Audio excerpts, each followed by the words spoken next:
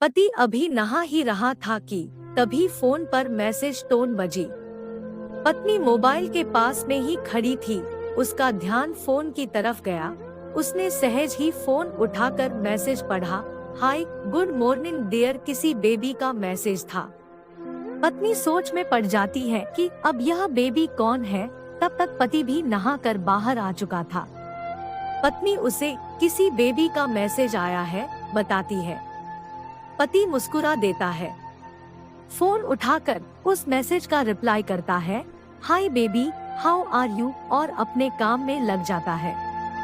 इस रिप्लाई को भी वह पढ़ती है। अब हर पल पत्नी के दिमाग में यही विचार कौता रहता है कि यह बेबी कौन है। शाम को पति घर आता है। पत्नी उससे पूछती है, यह बेबी कौन है। पति जवाब में सिर्फ मुस्कुरा देता है और फिर से अपने काम में लग जाता है। 2-3 दिन बीत जाते हैं। उन विचारों ने अभी तक पत्नी का पीछा नहीं छोड़ा था और फिर से पति के मोबाइल पर फिर एक बार बेबी का मैसेज आता है, आज तो मिलोगे कि नहीं, तुम्हारी बहुत याद आ रही है। इस मैसेज ने आग में घी का काम किया। पत्नी का शक और भी ज्यादा पक्का हो गया।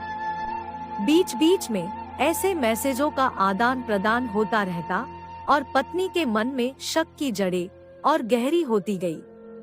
पति से पूछने पर भी जवाब में सिर्फ मुस्कुराहट के और कुछ नहीं कहता। यह शक गुस्सा बनकर तब ज्वालामुखी की तरह फट पड़ता है जब एक दिन उसे अपने पति की जेब में सिनेमा की 2 टिकटें मिलती है। पत्नी अपने पति से बहुत झगड़ती है। पति उसे समझाने की कोशिश करता है लेकिन वह कोई भी बात सुनने को तैयार नहीं थी। पति को भी उस पर गुस्सा आ जाता है और यह झगड़ा और भी ज्यादा बढ़ जाता है। गुस्से में पति घर से बाहर निकल जाता है।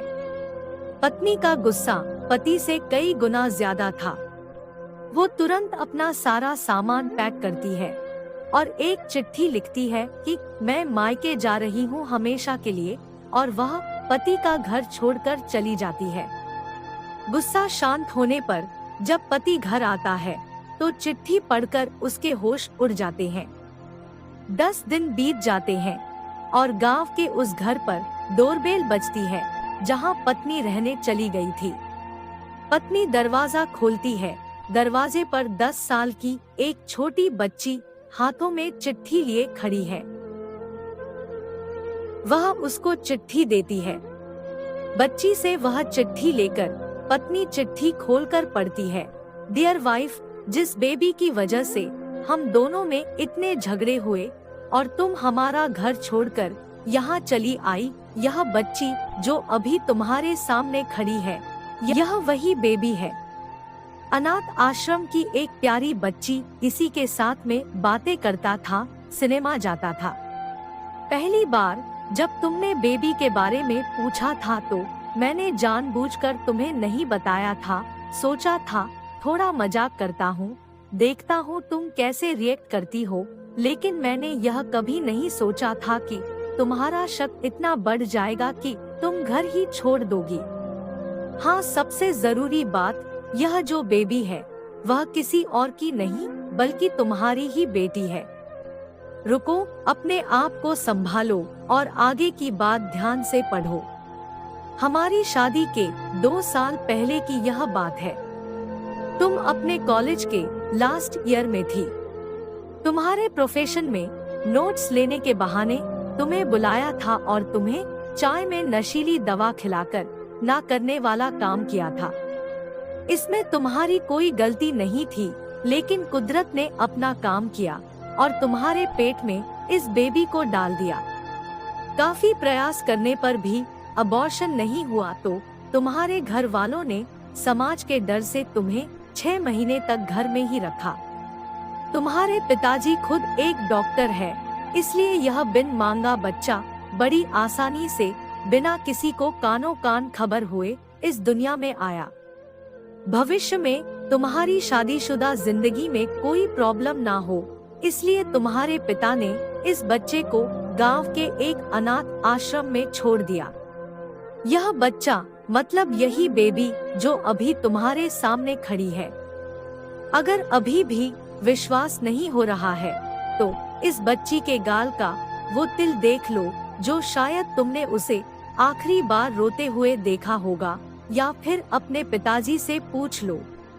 पत्नी जल्दी से उस बच्ची को पास में लेकर उसके गालों का तिल देखती है। उसका मन भर आता है, उसकी आंखों में आंसू आ जाते हैं, लेकिन अभी भी चिट्ठी बाकी है, इसलिए वह आगे बढ़ती है। मुझे पता है अभी भी तुम्हारे मन में यह सवाल उठ रहा होगा कि यह सब मुझे कैसे पता। तुम्हें बता दूं कि यह सब तुम्हारे खुद के पिता ने ही अपने मन में उठ रहे पश्चाताप को शांत करने के लिए शादी के 1 महीने पहले मुझसे मिलकर सारी बात मुझे बताई थी। उन्होंने यह भी कहा था कि अगर तुम चाहो तो शादी से इनकार कर सकते हो, लेकिन मैंने स्वीकार किया था क्योंकि इस पूरी घटना में तुम्हारी कोई गलती नहीं थी और हमारी शादी हो गई। तुमने मुझे बहुत प्यार दिया, लेकिन तुम्हारे पिता से बेबी के बारे में जानने के बाद मैं उसे मिले बिना नहीं रह पाया। मैं बीच बीच में उससे मिलता था। उससे मिलना, उसके साथ समय बिताना मुझे अच्छा लगता था। इतनी प्यारी बच्ची बिना किसी गलती के क्यों सजा भुगते, बस इसलिए मैं उसे थोड़ी सी खुशी देने की कोशिश करता था। बस मुझे इतना ही कहना था। अब अगर तुम फिर से अपने घर आकर मेरे साथ रहना चाहो तो बाहर गैलरी में आ जाओ। तुम्हारा और सिर्फ तुम्हारा डियर पति। बिना एक क्षण की भी देरी के पत्नी दौड़कर बाहर गैलरी में पहुंची और रास्ते पर उसका पति खड़ा था। उसके चेहरे पर मुस्कान थी और पत्नी की आंखों में आंसुओं की धारा। कारण कुछ भी हो, एक दूसरे के बीच में कभी भी शक को थोड़ी सी भी जगह मत दो, क्योंकि दुनिया में हर बीमारी का इलाज है, लेकिन शक नाम की बीमारी का कोई इलाज नहीं है।